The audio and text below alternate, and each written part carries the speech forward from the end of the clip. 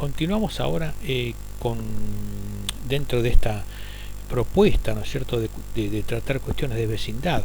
Nos hemos referido a la denuncia de daño temido del artículo 623 bis, también a la oposición de reparaciones urgentes del artículo 623 ter.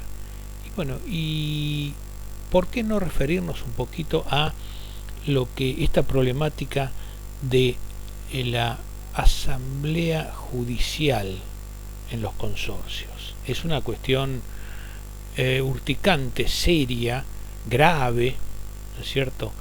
Y claro, ¿por qué no? Es inevitable referirnos un poquito brevemente a la problemática y a la historia de la propiedad horizontal. La propiedad horizontal tiene su origen en las ciudades medievales, que eran fortalezas.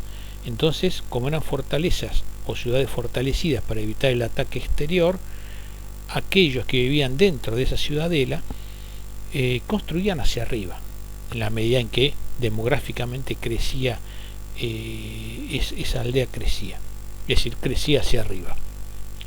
Bueno, esta es la historia muy breve, pero cuando Vélez decide trabajar su proyecto de código civil,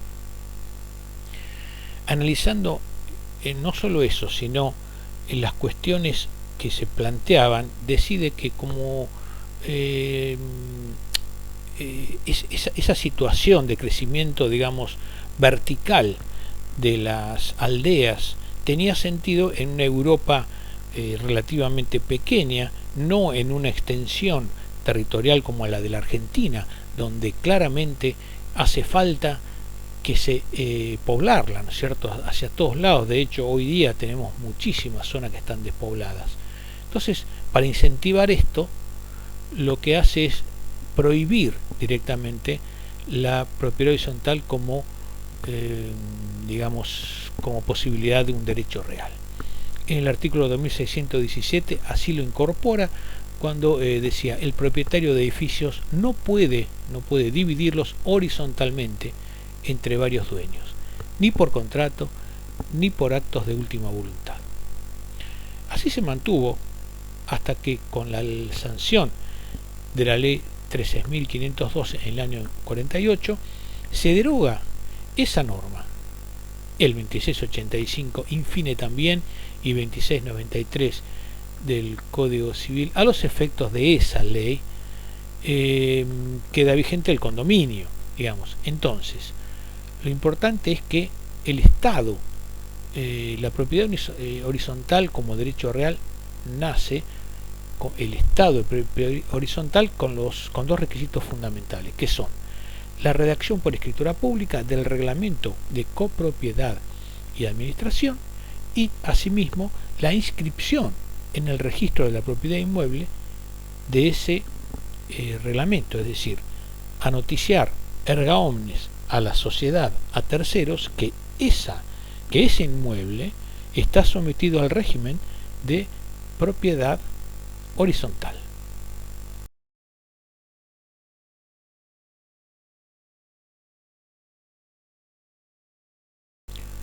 Nos preguntamos entonces aquí, pero ¿cómo se compone la propiedad horizontal? Y dejamos de lado la ley 13.512, ya nos vamos a nuestro Código Civil y Comercial de la Nación, que en el artículo 2037 alude a la existencia de partes privativas o propias y partes comunes que forman parte de la propiedad horizontal. Lo que es propiedad exclusiva constituye la unidad funcional, y esta puede tener lugar a través de un piso, o puede consistir en la propiedad exclusiva de un piso, un departamento, un local u otro espacio similar, pero con independencia funcional, es decir, que las situaciones propias de la exclusividad deben tener lugar en un espacio funcional. Y por otro lado, en las partes comunes entramos en un enfoque de copropiedad, de cuáles son las cosas y partes comunes. Bien, las partes comunes las encontramos en el artículo 2040 en general enunciadas, 2040 del Código Civil y Comercial, las necesariamente comunes, o sea, inevitablemente comunes, que está conformada por 12 incisos en el artículo 2041, que tiene carácter enumerativo. Por ejemplo, el caso del terreno, el caso de los pasillos con salida a la vía pública, ¿no es cierto? Y otros espacios comunes que son necesariamente comunes. Y hay otros espacios también comunes que no son indispensables y están también referidos en el artículo 2042 a través de 5 incisos y son también de carácter enumerativo. Caso de las construcciones más modernas en las ciudades hoy, las grandes ciudades sobre todo, como son la piscina, el solario, el gimnasio y otros aspectos de esparcimiento común, hasta inclusive sala de microcine, etcétera.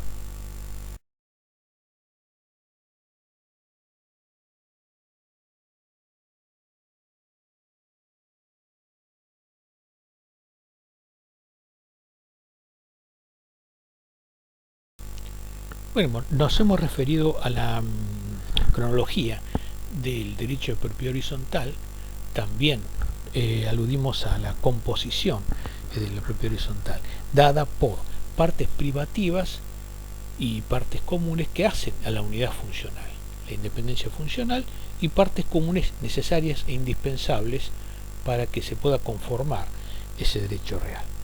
Vamos a ver ahora entonces qué pasa con los órganos, cuáles son, digamos, los órganos necesarios para que funcione esta entidad que es el consorcio, ¿no es cierto? Los órganos necesarios para el funcionamiento del régimen de un inmueble sometido al régimen de propiedad horizontal es, en primer lugar, la existencia de un administrador. El administrador es el representante legal del consorcio. Este concepto así claro, establecido en el Código Civil y Comercial de la Nación y sus funciones, artículos 2065 a 2067, terminan con una discusión acerca de si el administrador era el representante legal del consorcio o el representante de los propietarios. Bueno, pues con el Código Civil y Comercial se ha zanjado esa situación y el señor administrador representa legalmente al consorcio de propietarios, a la entidad consorcial. Otro órgano que puede existir o no es el Consejo de Propietarios. El Consejo de Propietarios, o Consejo de Administración, tiene una actuación supletoria y está regulada en el artículo 2064 del Código Civil y Comercial de la Nación. Pero asiste, ¿no es cierto?, al administrador, puede también acompañarlo cuando se reclama una deuda en concepto de expensas para ser presentada al juez en el certificado de reclamo de deuda, ¿no es cierto?, constituida para ser reclamada ante el juez. Y luego, bien, tenemos un órgano esencial, ¿sí?, para el funcionamiento, que es la asamblea, que es justamente un poco el tema que nos convoca acá, ¿no? Referido artículo 2058 del Código Civil y Comercial de la Nación, es el órgano máximo, natural, de representación de la voluntad de esa comunidad que constituye la propiedad horizontal. Bien, ¿cuáles son los presupuestos para su funcionamiento? En primer lugar, la que debe darse cuando se va a celebrar una asamblea, en primer lugar, la convocatoria y el quórum, establecido en el artículo 2059, ¿no es cierto?, del Código Civil y Comercial. O sea, la citación a copropietarios para que en el lugar y fecha determinados según el reglamento de propiedad horizontal debe indicarse el orden del día. O sea que la citación debe realizarse en los términos del reglamento con indicación del orden del día. En segundo lugar, la existencia del quórum necesario para deliberar válidamente. Y en este sentido, la exigencia de una mayoría absoluta sobre la totalidad de los propietarios, que establece el artículo 2060 del Código Civil y Comercial de la Nación. En realidad, usualmente se realizan una doble convocatoria, ¿no es cierto? Que una primera llamada, en realidad una convocatoria con dos llamadas. La primera, usualmente, si no asisten en forma directa aquellos que podrían habilitar el quórum, que es la mayoría necesaria, la mayoría absoluta, entonces queda abierta la puerta para una segunda convocatoria que se realizará, en su caso, con los presentes, la mayoría presente en la audiencia, perdón, en la asamblea, que va a comunicar a aquellos que no están presentes, o sea, los ausentes, cuál es el resultado de esa convocatoria, cuáles fueron las decisiones tomadas en la asamblea en función del orden del día. El orden del día está preestablecido por el administrador y, por supuesto, de acuerdo a las pautas reglamentarias, pueden los copropietarios sugerirle al administrador la incorporación de ciertos puntos para ser celebrados, para ser tratados, mejor dicho, en la asamblea. Tal vez una pregunta importante es, ¿y podrían los copropietarios en el momento de la asamblea incorporar algún punto fuera del orden del día? Y la respuesta es sí, podrían. Ahora, ¿cómo es esto? ¿Directamente se plantea? Sí, se plantea en el momento. La diferencia está dada en función de que debe haber unanimidad para incorporar un punto que esté fuera del orden del día. Y allí, entonces, existiría una doble votación. En primer lugar, incorporar fuera del orden del día un punto que no está ahí establecido para ser sometido a votación. Si hay unanimidad en su incorporación, entonces sí pasa una efectiva votación de ese tema incorporado en el momento, y ese podría ser que tenga mayoría absoluta o no. Es decir, una cosa es incorporar el tema y otra cosa es el resultado de la votación en relación a ese asunto. Es decir, volviendo a la asamblea sesiona con los presentes. Y entonces, ¿qué pasa si vienen muy pocos? Se sesiona igual, de todas maneras, con los presentes, y luego se comunica a quienes no asistieron, a los ausentes, cuál fue, sobre el orden del día, cuál fue el resultado de la votación, y dentro de los 15 días de notificados, los ausentes podrían eventualmente oponerse por ese mismo medio que se le comunica, pero tienen que tener una mayoría suficiente para imponer esa voluntad en oposición a lo establecido, a lo votado en realidad en esa asamblea. Estas decisiones adquieren validez una vez cumplido ese plazo en los términos del artículo 2060, segundo párrafo del Código Civil y Comercial de la Nación.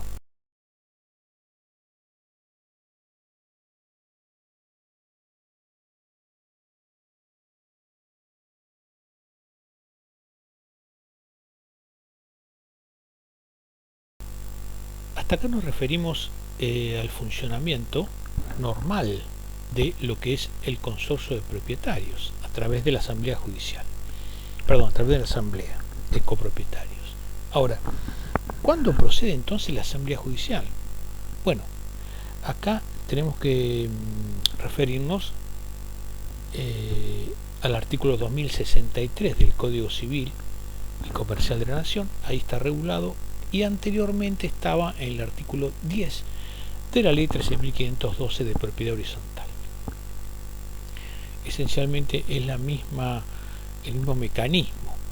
Tenemos que decir como cuestión previa que el criterio de apreciación para la procedencia de esta asamblea es restrictivo, es sumamente restrictivo, parecido cuando hablamos el caso de las reparaciones urgentes o el caso de la interdicto de también o de obra nueva, o inclusive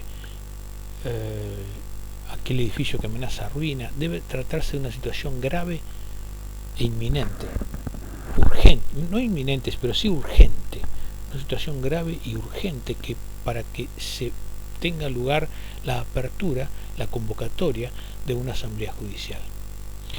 Y aquí entonces vamos en primer lugar a la legitimación, lo que siempre ocurre, los requisitos de admisibilidad. En primer lugar, la legitimación. ¿Quiénes están facultados para solicitar la convocatoria de asamblea judicial? Bien,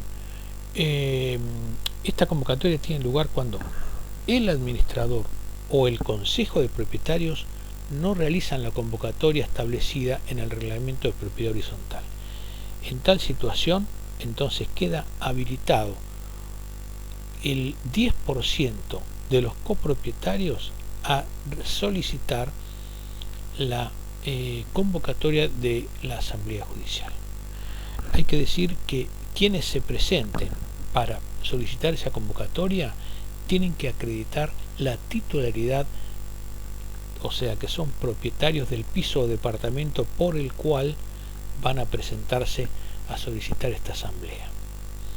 Como dijimos recién, en primer lugar debe tratarse de una cuestión grave o urgente, es decir, en primer lugar, en lo que hace a la admisibilidad, la legitimación.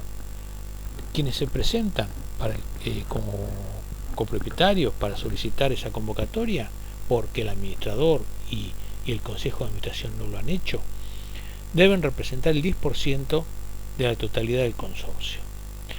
Deben acreditar, ¿no es cierto?, ante el juez objetivamente que existió una convocatoria en los términos reglamentarios y fracasó, o sea, acreditar documentalmente que se intentó solicitar al administrador y al consejo de administración o de propietarios, que intimándolos para que formulen esa convocatoria, y no tuvo lugar.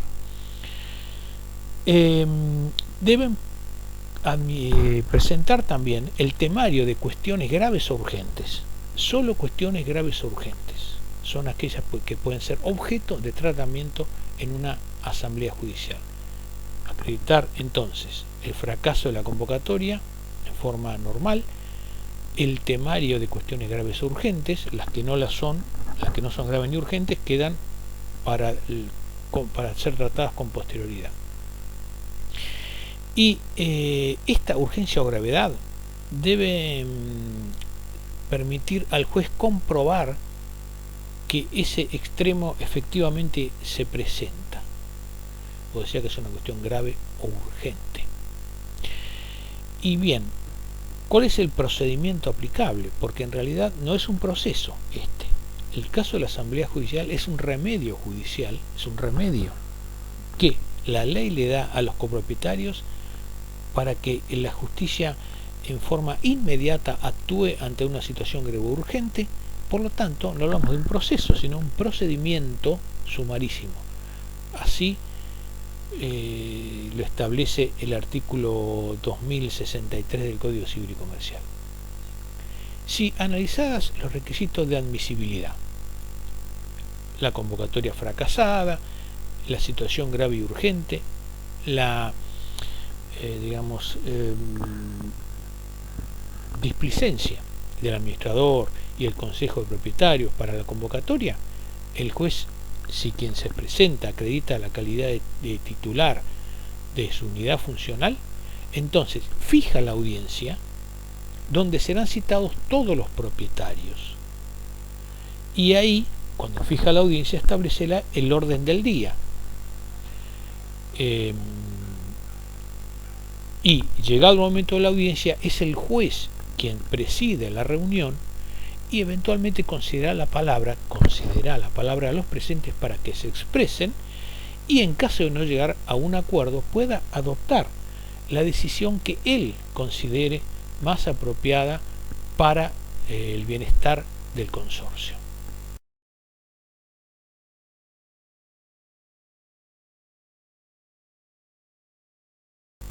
Bien, el caso que vamos a que me voy a referir es un caso real y quiero comentarlo porque aquellos que hasta puede haber jueces que quieran escuchar esta exposición, y aunque no lo sean, el día de mañana quienes escuchen a alguno de los estudiantes también puedan serlo. Bueno, es un caso muy interesante porque era un consorcio de propietarios aquí en la capital federal donde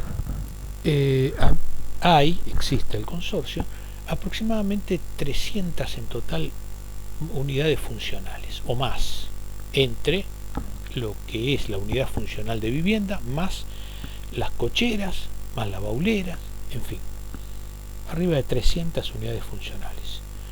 Y ocurrió que existía dos personas, dos administradores que se presentaban en esa calidad como administradores del consorcio. Entonces, cada uno de ellos cobraba a distintos grupos de copropietarios las expensas, hasta que llegó un punto que donde era muy difícil manejarse, donde algunos decidieron, ya que no había forma de legitimar a su entender la convocatoria de una asamblea, recurrir a la vía de la asamblea judicial.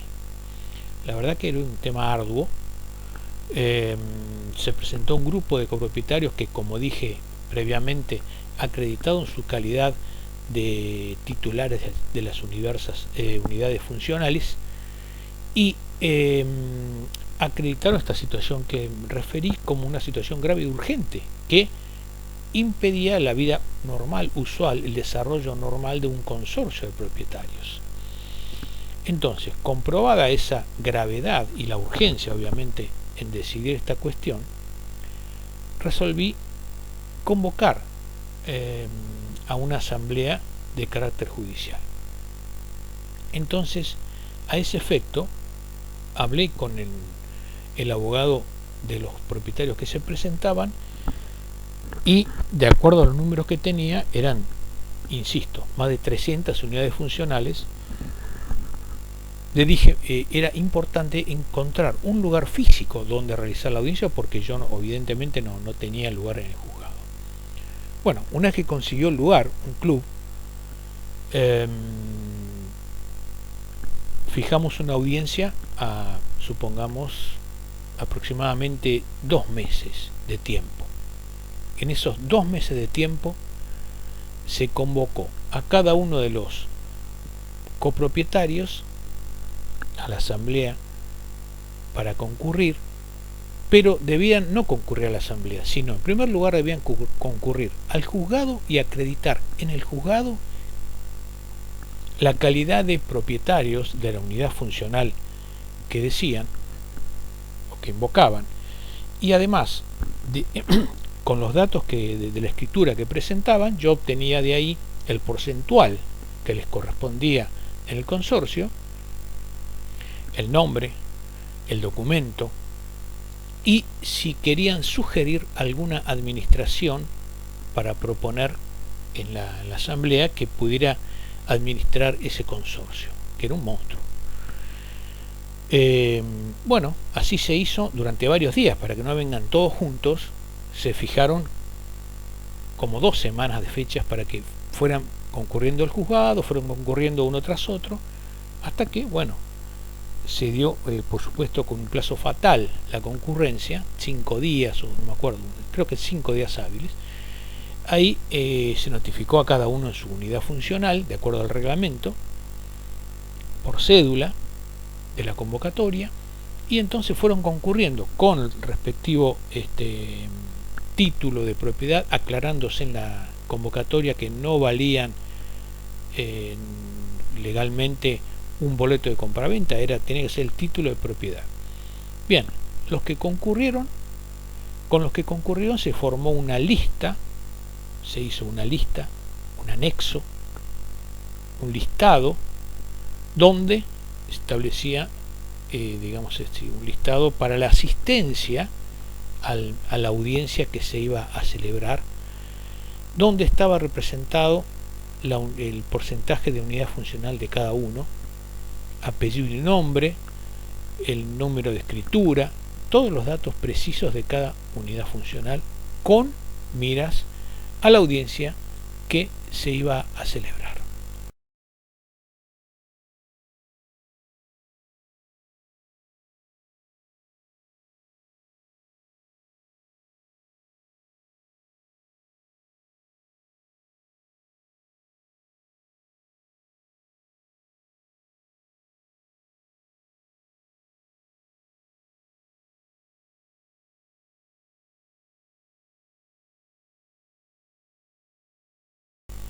Bien, llegado el momento de la audiencia, ya en el lugar, en el salón donde se iba a realizar, teníamos la lista de unidades funcionales o propietarios que estaban habilitados para participar de esa audiencia, y entonces solo tenían que traer su documento de identidad para presentarse, acreditada la identidad, y luego que ingresaban, una vez que ingresaron todos, a cada uno le fue entregado una boleta de votación de forma personal, o sea, personalizada, donde estaba el nombre de cada copropietario, el número de unidad funcional, el porcentaje que correspondía y un listado de las distintas administraciones que habían sido sugeridas por todos ellos, que no eran más de 4 o 5, las que se habían sugerido para ser votada. Entonces, una vez entregada esa boleta a cada uno, que se le entregaba al momento de la acreditación, cuando ya estaban todos ubicados, les expliqué que esto no era un juicio, no era un proceso, sino una simple actuación judicial para solucionar un tema grave y urgente, que era nada más y nada menos que un consorcio que tenía 2 administradores, y eso era inadmisible. Entonces le había, como ellos saben, dado la oportunidad de sugerir algún nombre que estaba reflejado en esa boleta. Entonces, para hacer las cosas absolutamente transparentes, les pedí que pensaran entre ellos, indicaran cuál iba a representar al grupo que proponía a cada una de las administraciones que figuraban en la boleta que van a ver ustedes, que yo voy a pasar. Así fue que de las 5, cada uno eligió a su representante, se presentó y le dije que tenían 5 minutos para exponer las razones por las cuales proponía a esa persona y no a otra. Bien, así hice. Entonces pasó el número 1 y explicó, por ejemplo, que él tenía otra propiedad en otro edificio y era un excelente administrador y lo sugería por la experiencia que tenía, etcétera. Y así fue pasando uno, otro. Cuando terminaron de exponer los elegidos para invocar la representación o presentar, digamos, la sugerencia de ese administrador que figuraba en la boleta, entonces pasamos a la siguiente situación. Les dije ahí a los distintos asistentes: bueno, bien, ustedes ya escucharon las razones por las cuales cada uno de ustedes sugiere a esa persona como administrador. Ahora tienen 5 minutos para pensar cuál de ellos quieren ustedes elegir como administrador. Ustedes tienen en sus manos una boleta de votación y con los nombres de las administraciones y lo que se dijo. En función de eso tienen que marcar con un tilde, una X, al lado del nombre del administrador elegido, de la administración elegida, y firmar la boleta. Me la entregan firman que se retiran en el acta que firmaron la presencia y se pueden retirar, y en el curso de la semana van a tener los resultados de esa votación, aclarándoles que yo como juez, dado que es una situación irregular tendiente a sanear una irregularidad, mejor dicho, a través de la asamblea, estaba facultado a apartarme inclusive de alguno de todas esas propuestas y elegir a un tercero, a otra persona ajena a la lista como administrador, pero que por supuesto yo iba a respetar la voluntad de lo que decidiera la mayoría de aquellos que han participado en esa audiencia.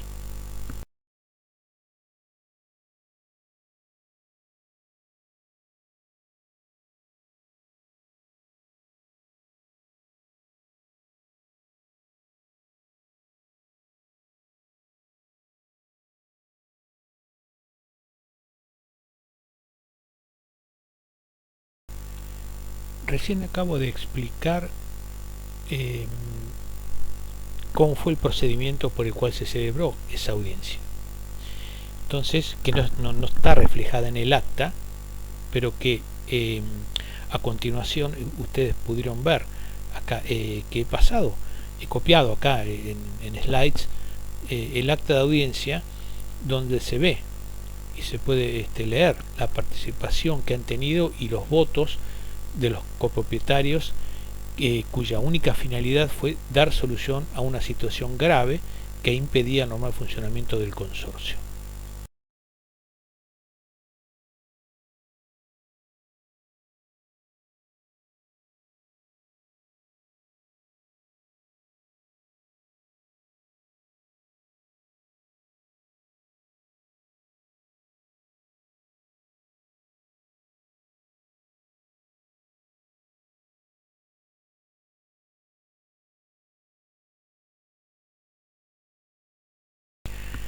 Luego de celebrada la audiencia, corresponde, en su caso, aprobar lo que allí se votó. Y justamente en estos slides que acabamos de pasar, lo que se nota o lo que se presenta es la resolución que definitivamente aprueba aquellas cuestiones que fueron tratadas en esa audiencia. En este caso, ¿no es cierto?, se dio preferencia a la administración sugerida, que obtuvo el mayor porcentual reglamentario por parte de los votantes, ¿no?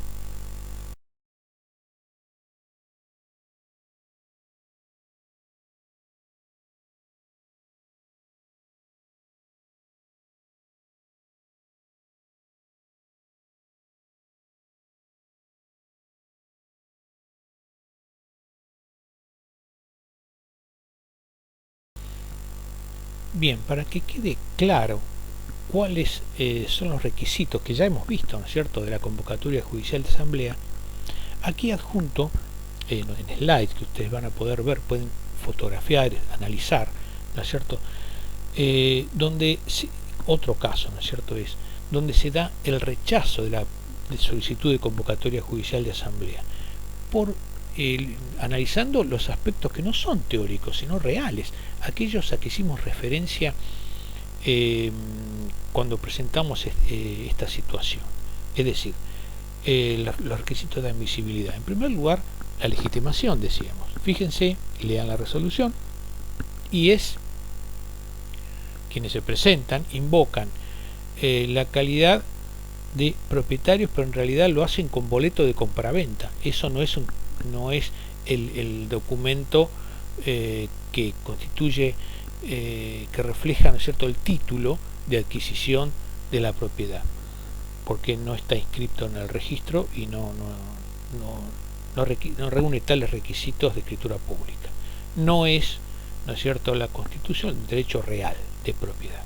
Bien, aparte de eso, en segundo lugar, debe acreditarse el fracaso de las vías reglamentarias por las cuales se solicita la celebración de esta audiencia, y esto tampoco se encontraba acreditado. porque en realidad, como ya dije antes, la procedencia, ¿no es cierto?, de esta asamblea es de interpretación muy restrictiva, porque no solo por ser una cuestión grave y urgente, sino porque además el juez debe procurar, cuando analiza esta cuestión, no sustituir los órganos normales o reglamentarios establecidos en el reglamento de copropiedad y administración para sustituir a esos órganos por su voluntad o a través de una audiencia. En este caso se había planteado nada más y nada menos que la nulidad de una asamblea que se había realizado. Era alguien que no estaba conforme, no aceptaba la decisión y planteaba por esta vía una convocatoria judicial, obviamente inadmisible, pero bueno, la habían presentado así. Les agradezco mucho la atención que han tenido para escucharme y espero que sea de suma utilidad este tema.